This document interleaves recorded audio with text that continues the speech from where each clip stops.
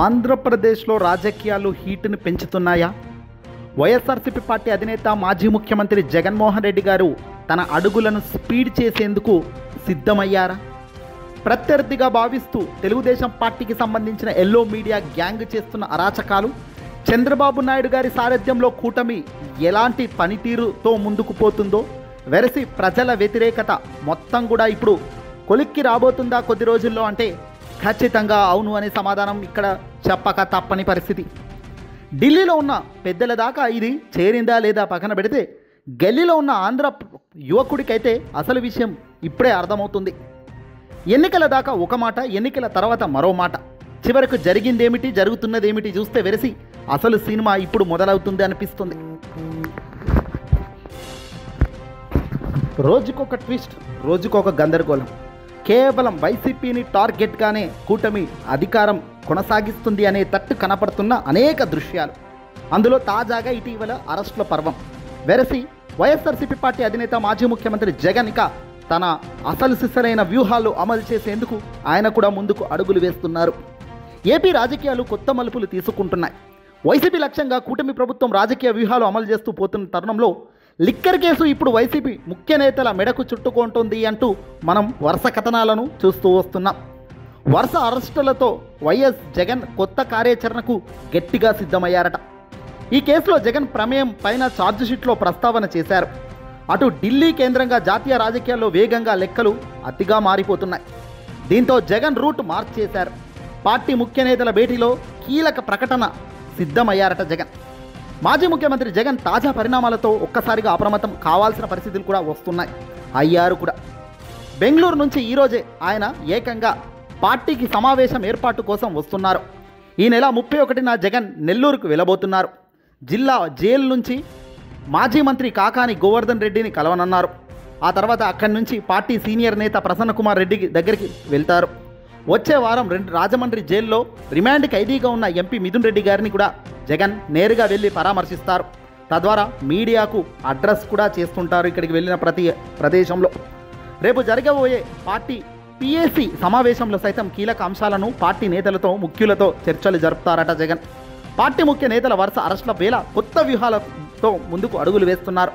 అదేవిధంగా రాబోయే కాలంలో భవిష్యత్ పరిణామాలపైన పార్టీ నేతలకు ఒక ఆలోచన, ఒక ధైర్యం ఇచ్చే అడుగులు కూడా వేయబోతున్నారు. ప్రస్తుతం లిక్కర్ కేసులో కీలక పరిణామాలు చోటు చేసుకుంటున్నాయి. తాజాగా భారతీ సిమెంట్స్లోను సిట్ అధికారులు సోదాలు విచారణ చేయడం సంచలనంగా మారుతుంది. అటు సీఎంఓలో లిక్కర్కు సంబంధించి ఎలాంటి చర్చలు నిర్ణయాలు జరగలేదని జగన్ చెబుతూ వస్తున్నారు. కాగా పార్టీ ముఖ్య నేతల అరెస్ట్ తర్వాత సిట్ తదుపరి ఛార్జిషీట్లో జగన్ గురించి ఏం ప్రస్తావన చేస్తుంది అనే ఇప్పుడు కీలకంగా మారుతుంది. కూటమి ముఖ్య నేతలు సైతం జగన్ అరెస్టులపైన పలుమార్లు వ్యాఖ్యలు చేస్తున్నారు. సిట్ దూకుడుగా ముందుకెళ్లడం, కూటమి నేతల వ్యూహాలపైన జగన్ ఇప్పటికే అలర్ట్ అవ్వడం, న్యాయపరంగా ఈ కేసు గురించి బెంగళూరు కేంద్రంగా సీనియర్ న్యాయవాదులతో మంత్రాంగం జరిపినట్లుగా కూడా తెలుస్తోంది. ఎలాంటి పరిస్థితులకైనా సిద్ధం అంటున్నారు. ఒకవైపు ఎలాంటి పరిస్థితులకైనా సిద్ధం అంటూనే ఖచ్చితంగా దీన్ని తిప్పికొట్టాల్సిన అవసరం కూడా వైఎస్ఆర్సీపీ పార్టీకి ఉందన్నది జగన్ గుర్తించారు. దాని తగ్గట్టు అడుగులు వేస్తున్నారు. ఢిల్లీ పెద్దల వద్దకు సైతం ఇదే విషయాలను తీసుకెళ్తున్నారు. ఇప్పటికే లేఖల రూపంలో రాష్ట్రంలో జరుగుతున్న పరిస్థితులపై క్లియర్గా అమిత్ షా డెస్క్ దగ్గరికే పంపించారు. రాష్ట్రంలో మారుతున్న రాజకీయ సమీకరణ వేళ బిగ్ అప్డేట్ కూడా కేంద్రం నుంచి రాబోతున్నట్టుగా తెలుస్తోంది. 2029 నుంచి అసెంబ్లీ సీట్లు పెరుగుతాయనే అంచనాలతో ఒక మారు వార్తలు వచ్చాయి. నియోజకవర్గాల పునర్విభజన పైన అంచనాలు మొదలయ్యాయి. ఇదే సమయంలో ఢిల్లీ నుంచి కీలక సమాచారం అందుతోంది. వచ్చే ఎన్నికల కోసం ఇప్పటి నుంచే వ్యూహాత్మకంగా వ్యవహరిస్తున్నట్టుగా పార్టీలో టెన్షన్ మొదలైంది. ఈ నిర్ణయం 2029 ఎన్నికల్లో గేమ్ చేంజర్గా మారబోతుందట. అంటే ఏంటి ఉద్దేశం? ఎవరితో జతగట్టబోతున్నారు? మళ్ళీ ఏం చేయబోతున్నారు? ప్రస్తుతం ఉన్న కూటమి ఒక్కసారే విరిగే పరిస్థితి ఉందా? ఇగో ఇలాంటి ఆలోచనలే పైకి వస్తున్నాయి. పునర్విభజన చట్టం ప్రకారం 2 తెలుగు రాష్ట్రాల్లోనూ అసెంబ్లీ స్థానాలను పెంచాల్సి ఉంది. ఇదే అంశం పైన ఇప్పటికే సుప్రీంలో దాఖలైన పిటిషన్ పైన న్యాయస్థానం స్పష్టత ఇచ్చింది. కేంద్రం చేపడుతున్న జనగణన తర్వాతే నియోజకవర్గాల పునర్విభజన సాధ్యమవుతుందని తేల్చి చెప్పింది ధర్మాసనం. కేంద్రం తీసుకున్న నిర్ణయం ఇప్పుడు తెలుగు రాష్ట్రాల రాజకీయాలపైన ప్రభావం పడుతుంది. కేంద్రం జనగణనపై షెడ్యూల్ ప్రకటించింది. 2026 అక్టోబర్ నుంచి జనగణన చేపట్టాలని కేంద్రం నోటిఫికేషన్ ఇచ్చింది. దీని ప్రకారం తొలి దశలో జమ్మూ కాశ్మీర్, ఉత్తరాఖండ్, హిమాచల్ ప్రదేశ్ వంటి రాష్ట్రాల్లో జనాభా లెక్కల సేకరణ జరగబోతుంది. ఇది సంచలనానికి దారితీసే అంశాలు రాబోతున్నాయి. ఇక 2027 మార్చి 1 నుంచి దేశమంతా చేపడతారు రెండో విడత. ఇక్కడ సీట్లు పెరిగేది ఎప్పుడు, ఎన్నికలు జరిగేది ఎప్పుడు, ఇలా కొన్ని వ్యూహాత్మకమైన అడుగులు ఉన్న తరుణంలో జగన్మోహన్ రెడ్డి గారు ఆంధ్రప్రదేశ్లో తెలుగుదేశం కూటమి చేస్తున్న పనులను, వీళ్ళ దుశ్చర్యలపై ఆయన ఢిల్లీకి ఫిర్యాదులు చేయడమే కాదు, ప్రజల్లోకి నేరుగా రంగంలోకి దిగేందుకు జగన్ సిద్ధమైపోయారట. 2026 మొదట్లోనే జగన్ ప్రజలతో మమ్మకమయ్యే కార్యక్రమాలు మొదలుపెట్టే ఆలోచన చేస్తున్నారు. అందులో భాగంగా కూటమి మాట తప్పిన విధానం, ప్రజలకు ఇచ్చిన మాట నిలబెట్టుకునే తత్వం ఈ పెద్దలకు లేదు అనే భావనతో ఆయన మాస్ యాంగిల్లో ప్రజలకు చేరువయ్యేందుకు సిద్ధమవుతున్నారు. అందుకే గ్రౌండ్ లెవెల్ మొత్తం ఇప్పటికే సిద్ధం చేసిన జగన్ తర్వాయి భాగం కొద్ది నెలల్లోనే అసలైన గేమ్ చేంజింగ్ యాక్షన్స్ కూడా ఉండబోతున్నాయి. దీనికి తోడు కేంద్రంలో ఉన్న పెద్దలు సైతం జగన్మోహన్ రెడ్డి గారికి అండదండలు ఇచ్చే పరిస్థితి స్పష్టంగా కనబడుతుంది.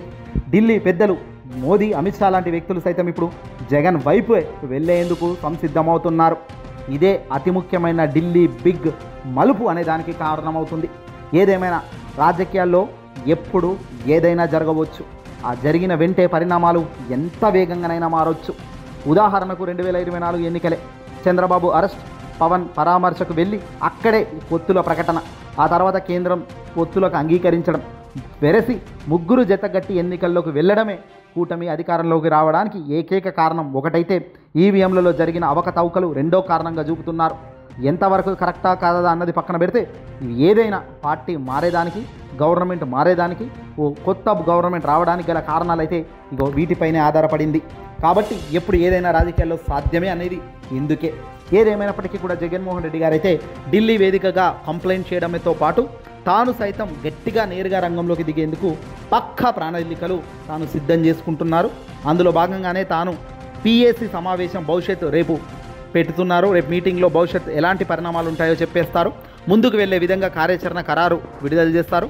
ఢిల్లీకి వెళ్ళి ఆంధ్రప్రదేశ్లో అరెస్టుల గురించి ఫిర్యాదు చేయాలని భావించిన జగన్మోహన్ రెడ్డి గారు కేంద్రంలోనూ టీడీపీ భాగస్వామిగా ఉండటంతో ఉపయోగం లేదనే అభిప్రాయంతో ఆయన కాస్త ఆలోచనలో ఉన్నారు.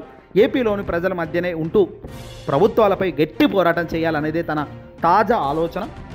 అందులో భాగంగానే ఆగస్టు 15వ తేదీ నుంచి జిల్లాల వారీగా పార్టీ సమావేశాలకు జగన్ సిద్ధమవుతున్నారు. పూర్తిగా పార్టీ శ్రేణులు జనం మధ్యలే జగన్ కార్యాచరణలు ఉంటాయట.